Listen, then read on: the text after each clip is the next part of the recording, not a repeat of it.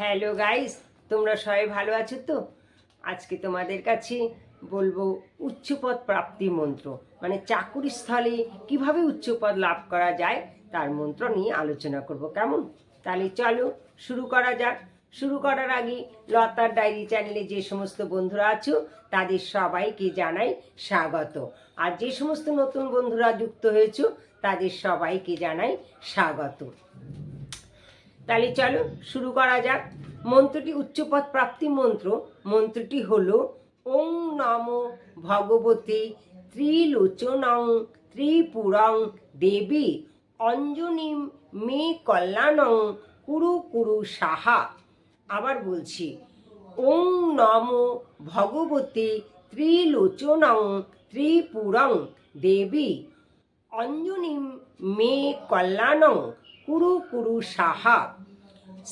স্নানান্তে মানে স্নানের শেষে, স্নান করার পর শুদ্ধ বস্ত্রে কুশাসনে বা কম্বলাসনে পশ্চিম মুখে বসে কালী মাতার চিত্র সামনে রেখে সাধ্যমতো ধূপ দীপ জেলে দেবীর আরাধনা করে প্রত্যহ 108 অথবা রুদ্রাক্ষ মালায় ততোধিক জপ করবে।